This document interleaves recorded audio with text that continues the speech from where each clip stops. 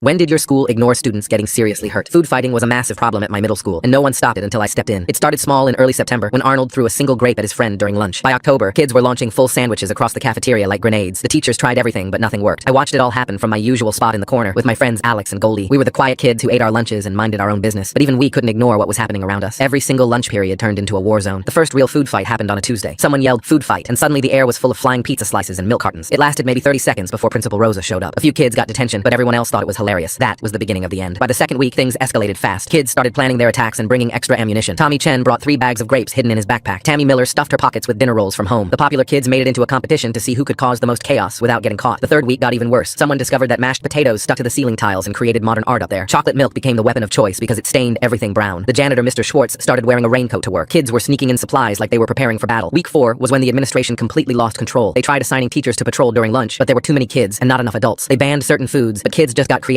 with what was left. They threatened suspensions, but nobody believed them anymore. The food fights had become bigger than any punishment. The worst one happened the day before Halloween. Someone brought in a whole pumpkin pie and frisbeed it across the room. It exploded against the wall like an orange bomb. Then everyone went crazy. Spaghetti flew through the air, leaving red sauce trails. Pudding cups became grenades. A whole tray of nachos got flipped upside down. Even all of the kids in the advanced classes joined in because they didn't want to get left out from the fun. Principal Rosa called an emergency assembly and screamed at us for 20 minutes. She said the next person to throw food would be expelled. She said our parents would be called. She said privileges would be taken away. But I could see it in kids' eyes that nobody was really listening. The food fights had become our identity. That night I lay in bed thinking about how insane everything had gotten. The cafeteria looked like a disaster zone every day. Kids were getting food in their hair and clothes. Parents were complaining about ruined uniforms. The lunch ladies were threatening to quit. Something had to change before someone got seriously hurt. I came up with my plan over Thanksgiving break. My family always made way too much food, and we had leftovers for weeks. But this year, I had a different idea for those leftovers. I carefully saved everything that was going bad. Turkey that was turning green, gravy with fuzzy spots, cranberry sauce that smelled like vinegar, stuffing that had seen better days. The Monday after Thanksgiving, I came to school with 2 grocery bags full of rotten holiday food. I recruited Alex and Goldie to help me distribute it before lunch. We put small containers at every table when nobody was looking. Kids thought it was someone's weird lunch at first. They had no idea what was coming. When lunch started, everything seemed normal. Kids were eating and talking like always. Then Jake Thompson picked up one of the containers and sniffed it. His face twisted in disgust, but he got that look in his eyes, the food fight look. He stood up and yelled the magic words that usually started everything. But this time was different. When Jake threw the first handful of rotten turkey, the smell hit everyone immediately. It was like a dead animal mixed with sour milk and moldy cheese. Kids started gagging before it even landed. Then more people grabbed the containers and started throwing without thinking. Within seconds, the cafeteria smelled like a dumpster in July. The rotten gravy splattered against the windows, leaving brown streaks that reeked. The moldy stuffing stuck to everything and released spores into the air. Kids were running for the exits, holding their noses. Some were bent over trash cans, trying not to puke. Then it happened. Tammy Miller threw up right in the middle of the cafeteria. That triggered a chain reaction. 5 more kids lost their lunches. The smell of vomit mixed with rotten food created a toxic cloud that cleared the room in under a minute. Even the teachers ran out gagging. Principal Rosa showed up to find an empty cafeteria that smelled like death. She had to call in a professional cleaning crew. They wore hazmat suits and spent 3 days sanitizing everything. The health department got involved. Parents were furious. The local news even did a story about it. The next week, they installed security cameras in the cafeteria and started checking everyone's bags at the door. Metal detectors got added the week after that. Teachers were stationed at every table. Lunch became like airport security. Nobody ever threw food again. Not because they were scared of getting in trouble, but because nobody could forget that smell.